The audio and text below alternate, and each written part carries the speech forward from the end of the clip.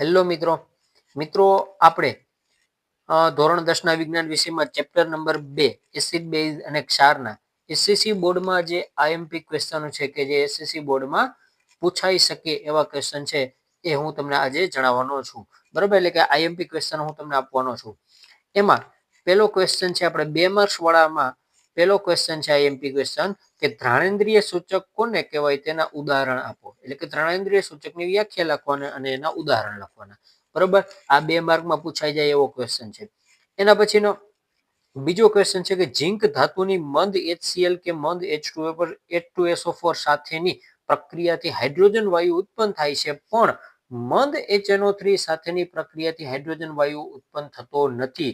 કેમ તે આપણે સમજાવવાનું છે. બરોબર, એટલે કે ભાઈ ઝીંક ધાતુ છે એ HCl અને H2SO4 એટલે કે હાઇડ્રોક્લોરિક એસિડ અને સલ્ફ્યુરિક એસિડ સાથે રાસાયણિક પ્રક્રિયાથી હાઇડ્રોજન વાયુ ઉત્પન્ન કરે છે, પણ નાઇટ્રિક એસિડ સાથે ની રાસાયણિક પ્રક્રિયાથી હાઇડ્રોજન વાયુ ઉત્પન્ન થતો નથી. કેમ તે આપણે સમજાવવાનું છે. બરોબર, એના પછીનો મિત્રો ક્વેશ્ચન જોઈએ તો આઈએમપી ક્વેશ્ચન ની વાત કરીએ તો શા માટે દહીં અને ખાટા પદાર્થોને પિત્તળ તેમજ તાંબાના વાસણોમાં ન રાખવા જોઈએ. આમ જોવા જઈએ તો સાવ સહેલામાં સહેલો ક્વેશ્ચન છે. બરોબર, અને નાનો એવો ક્વેશ્ચન છે, પૂછાઈ પણ શકે. એના પછી ચોથો ક્વેશ્ચન છે સાંદ્ર H2SO4 ને મંદ કરતી વખતે શા માટે તેને પાણીમાં ઉમેરવામાં આવે છે, સમજાવો. બરોબર, ભાઈ H2SO4 ને શું કામ પાણીમાં ઉમેરવામાં આવે છે? કેમ ભાઈ H2SO4 માં ડાયરેક્ટ પાણી નથી ઉમેરવામાં આવતું એ આપણે સમજાવવાનું છે. એના પછીનો મોસ્ટ આઈએમપી ક્વેશ્ચન ની વાત કરીએ તો આપણા માટે 2 માર્ક માટે ખૂબ જ અગત્યનો ક્વેશ્ચન છે H2 અને Cl2 ના ઉપયોગો લખો. બરોબર, બંનેના 2 અથવા તો 3 ઉપયોગો લખી નાખવાના. એના પછીનો ક્વેશ્ચન આઈએમપી ક્વેશ્ચન 2 માર્ક વાળામાં કે ભાઈ એક દૂધ વાળો તાજા દૂધમાં અલ્પ માત્રામાં એટલે કે થોડી એવી માત્રામાં બેકિંગ સોડા ઉમેરે છે, તો હવે પેલું એ તો તે તાજા દૂધને પીએચ ને 6 થી થોડી બેઝિક તરફ શા માટે ફેરવે છે એ કહેવાનું છે. અને બી છે શા માટે આવું દૂધ દહીં બનવા માટે વધુ સમય લે છે એ આપણે કહેવાનું છે. બરોબર, તો મિત્રો આ હતા ચેપ્ટર નંબર 2 ના 2 માર્ક્સ વાળા આઈએમપી ક્વેશ્ચન. હવે જોઈએ 4 માર્ક્સ વાળા આઈએમપી ક્વેશ્ચન.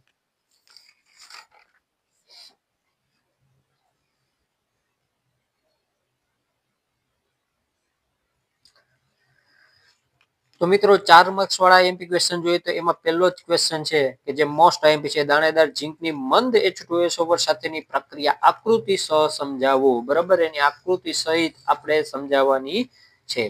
એના પછીનો બીજો ક્વેશ્ચન છે આલ્કોહોલ અને ગ્લુકોઝ જેવા સંયોજનો હાઇડ્રોજન ધરાવે છે, પરંતુ તેઓ એસિડની માફક વર્ગીકૃત થતા નથી, તે સાબિત કરો. બરાબર, આ ક્વેશ્ચન આમ જોવા જાય તો ક્યાંય બહુ એટલો વધારે વખત પૂછાઈ ગયેલો નથી, પણ ચાન્સ છે કે હજુ વખતે આ ક્વેશ્ચન પૂછાઈ જાય. એના પછી ત્રીજો ક્વેશ્ચન દૈનિક જીવનમાં પીએચ નું મહત્વ સમજાવો. આપણે 5 જે મુદ્દાઓ છે, બરોબર, 5 મુદ્દાઓ તૈયાર કરી નાખવાના છે. ભલે પછી 1-2 વિશે લખવાનું થાય કે ભાઈ 3 વિશે લખવાનું થાય. એના પછી છે બ્લીચિંગ પાવડરની બનાવટ અને ઉપયોગો લખો. એટલે કે બ્લીચિંગ પાવડર એટલે કે વિરેચન પાવડરની બનાવટ લખવાનો અને એનો ઉપયોગ લખવાનો. આ પણ મોસ્ટ આઈએમપી ક્વેશ્ચન છે.